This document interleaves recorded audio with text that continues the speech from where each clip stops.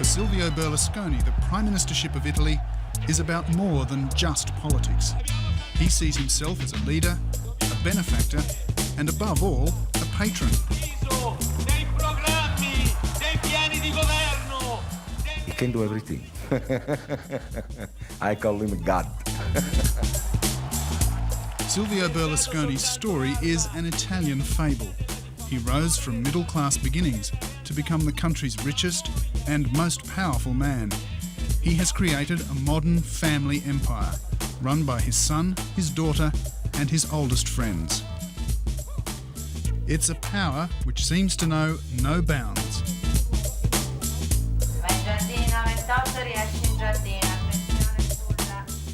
As Prime Minister and media magnate, he has a stranglehold on Italy's all-powerful television networks, not to mention newspapers, radio and the internet. This is the Prime Minister who says, I'm going to get rid of various people who I don't like on television. That's never been done before. And a growing number of Italians are taking to the streets to protest at this media power and his government's plans for new laws which could allow the Prime Minister to avoid trial on charges of bribery and corruption. Ed è per questo che voi non starete in silenzio, ed è per questo che continueremo a disturbare tutti coloro che si domandano ma a cosa servono, ma chi sono, ma perché questi girotondi.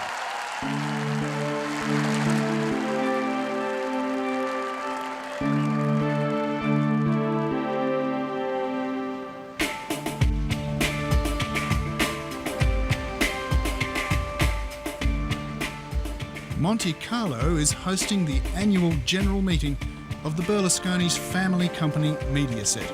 And it's been another vintage year for the company that controls all of Italy's main private TV channels. This is one of the foundation stones of the Berlusconi family's Fininvest holding company. Fininvest dominates Italian life. It has a controlling stake in all arms of the media, in insurance, advertising and even football. Prime Minister Berlusconi's government pushed through legislation to allow him to keep Mediaset. But he does have to leave the day-to-day running of the company to his son, Pier Silvio, and daughter Marina. But the father's shadow is a long one. His stars and news anchors like Emilio Fedi are also part of the family. And they never let anyone forget that he is their patron and the nation's benefactor. Ha un difetto. Lui non è capace di ricordarsi i suoi nemici e contro i nemici lui non fa niente. Questo io considero che non sia una cosa giusta. Lui pensa che sia giusto così. Lui crede in Dio, forse, più di quanto credo io. Io il mio Dio ce l'ho ad Arcore, lui ce l'ha un po' più su. Italians wake up to his 3 private TV channels. They turn on his radio stations. They can read newspapers owned by his brother or funded by his wife. At work, they can log on to his internet service provider. After work, they can call into one of his video shops, rent a movie made by his film company and distributed by his distribution network. They can read his magazines or bestsellers published by the Berlusconi's own publishing company. And herein lies his appeal. He's a successful man many Italians wish they could emulate. I think many people voted Berlusconi because they liked him as an entrepreneur, because they wanted to give him a go, and because they were very disillusioned with the centre-left governments, which had governed honestly but without inspiration. And I think that's what the centre-left had done all over Europe. He loves to be the patron and have other people be his clients. He'll give everybody gifts. He'll put his patriarchal arm round your shoulder. He'll bring you into his coterie in one way or another. Amore, amore mio, mon amour. In Naples, this family knows the embrace of the patriarchal arm. Meet Mariano Apicello, a former part-time singer in a Naples hotel. Prime Minister Berlusconi heard him sing there just over a year ago and adopted him, perhaps recognising a man after his own heart. After all, he began his own career as a cruise ship crooner. I sing and then he was so happy. He said, if you can you sing for me in a weekend's time, you know, when it's just a little bit time free sometimes. So if you like follow me wherever I go, I don't know, in Milano or in Rome or in Sardinia. And I say yes, I don't think of half time.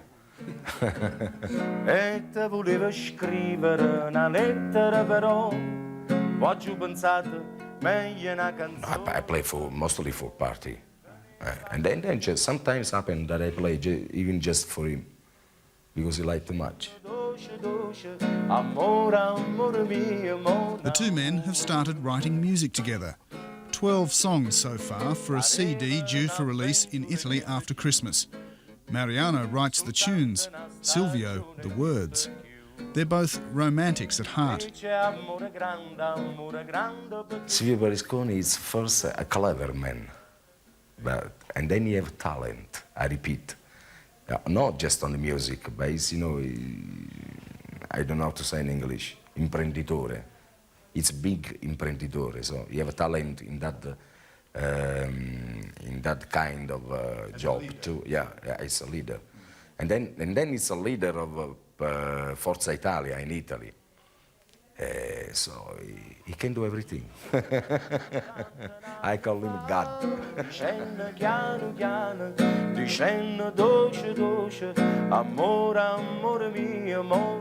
All of that might be quite endearing if he was just Italy's most rich and powerful businessman. But the patron is now the country's most powerful politician as well. His private media empire helped build his political success. Pollsters say that women who watched his stations were the most likely to vote for him.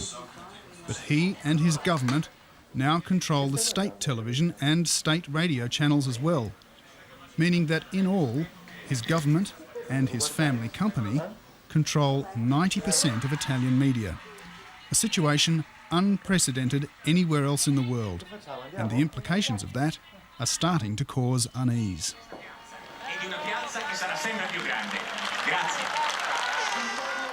This rally in Rome on a hot, late summer afternoon in the massive Piazza San Giovanni attracted at least 500,000 people. Young people, old people, families and celebrities like Giulia Fossa, a former film actress, now a journalist and a writer. We are here to defend democracy on communication. We are journalists and cameramen, all citizens, just citizens, anything else. No parties, no politics, just citizens. And Italy is ours, you know?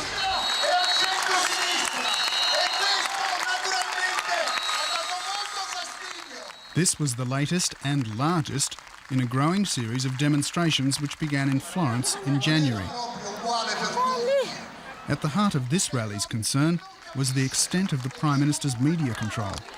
Renowned Italian journalist Michele Santoro personifies their fears. Santoro is a symbol, but he's one. We are a lot. I used to work on television since 20 years. I'm not working at the moment. Until recently, Santoro had a satirical program on the government-owned Rai network. It had been a constant critic of Berlusconi and his government. The high-rating show was axed earlier this year, apparently after a complaint from the Prime Minister. Tutti I nostri guai sono cominciati quando in Bulgaria il Presidente del Consiglio, Silvio Berlusconi, ha definito i nostri atteggiamenti in campagna elettorali, quelli miei e quelli di Enzo Biagi, come comportamenti criminosi. E quindi noi pensiamo che le ragioni per le quali i nostri programmi, sia quello di Biagi che il mio, non vadano più in onda, sono ragioni esclusivamente politiche. Perché entri conduttore e poi magari esci con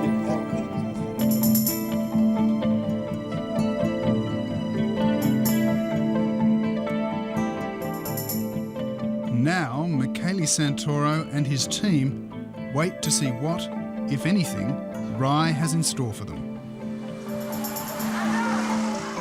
Across town, at Cinecittà, Italy's Hollywood, the Berlusconi commercial television empire is in production of its latest audience-grabbing show.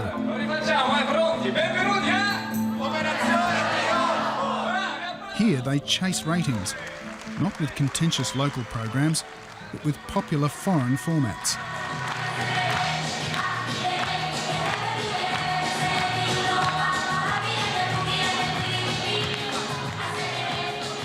This is Operation Triumph, the show where 16 of Italy's wannabe pop stars spend 3 months here in a music academy, being tutored and tested before being accepted or rejected for superstardom. Watched 24 hours a day by cameras, it's a sort of Big Brother with musical passion.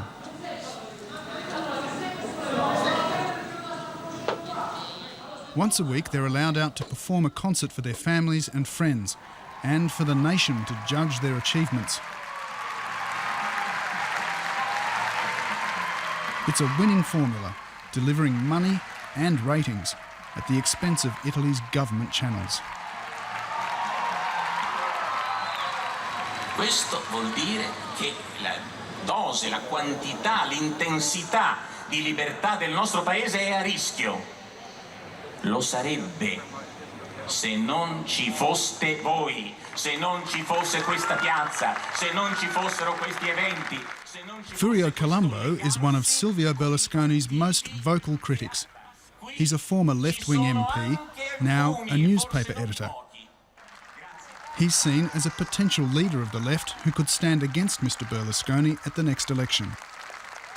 The problem is when you perceive signs that so many people have received implicit, even silent warnings about their behavior.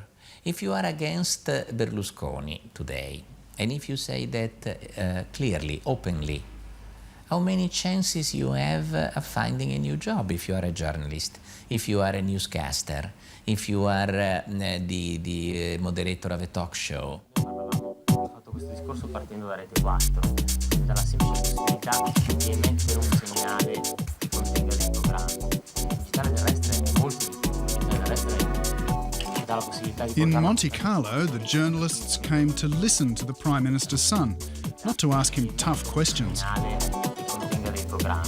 It was only later that the question of conflict of interest came up and was denied.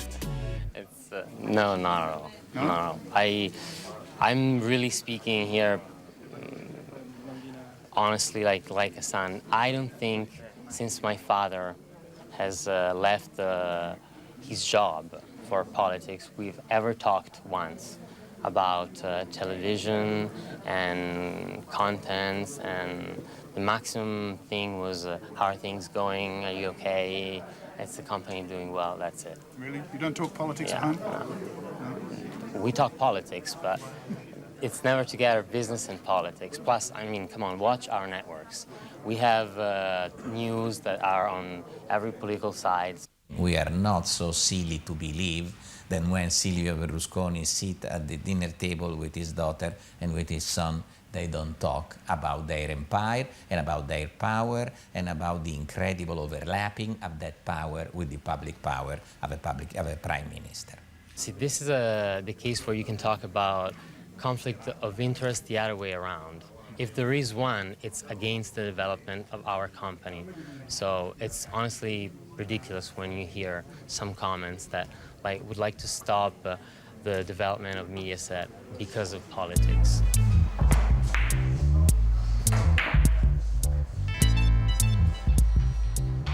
The seeds for the growing discontent with Silvio Berlusconi were sown here in Florence, with a movement that embraces the practical concerns felt in workers' clubs like this and the disquiet of the intellectual elite. This movement has been led by Professor Paul Ginsborg and a group of 100 fellow academics. The worries here are not just about the Prime Minister's media ownership, but his attempts to reform the legal system. Well, the threat is a very simple one, that the judiciary, which is one of the most independent in Europe over the last 40 years, will lose its independence. The most contentious of the changes proposed by his government are the plans to allow those facing court to shift the trial from one city to another if they fear that judges are biased. There will be only two beneficiaries of such a law: Mr. Berlusconi personally, the people that are standing trial with him in Milano now for bribery and corruption of judges, and mafia people. The Prime Minister's current legal problems date back to the 1990s and the so-called Clean Hands inquiry, headed by then magistrate Antonio Di Pietro. When you walk in the street, do you ever see 250 million lira handed over for no apparent reason?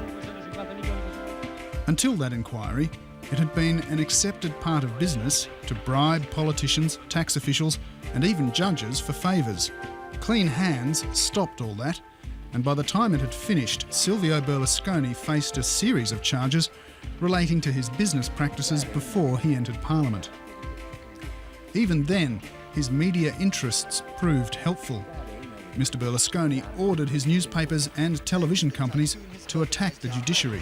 The mission is to eliminate politicians and to take their place. That is what exactly the judges have tried to do in Italy. His legal team managed to get charges of tax evasion dropped by delaying the trials for so long that the cases exceeded the statutes of limitation.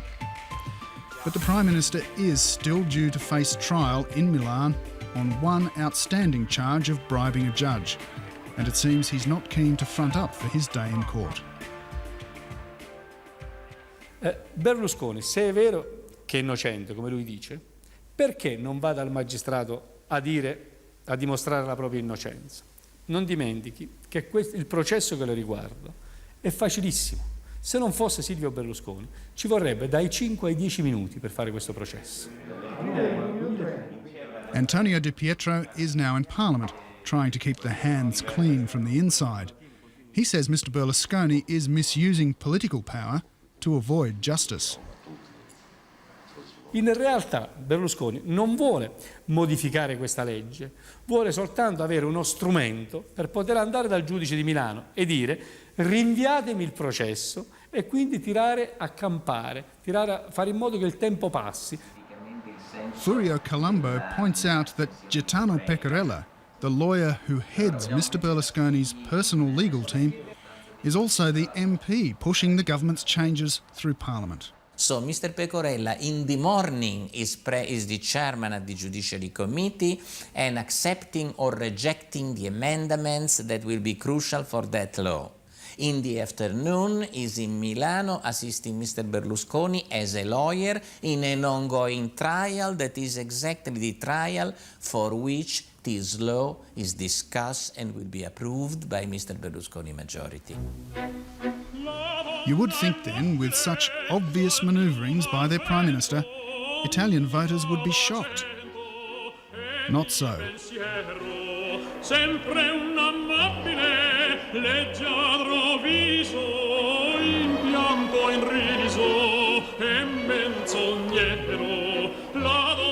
Recent independent opinion polls show 65% are happy with his performance, and only 30% were even aware of his plans for the judiciary. Voters still need to be convinced that Prime Minister Berlusconi is a threat to their democracy. The left has 3.5 years before the next election to do just that. You go to de Tocqueville's famous work on democracy in America, written in the first half of the 19th century. You come to the end of the second volume, and what do you read? When the autonomy of the judiciary is under threat, and when the press, which translated in modern terms means the mass media, and when the press is not free, then democracy is in danger. That was in the 1830s. And is this a moment like that then? This, for me, is a moment like that. I think it's in danger. this monopoly of power, this accumulation of power that Silvio Berlusconi has. That's what disturbed so many of us.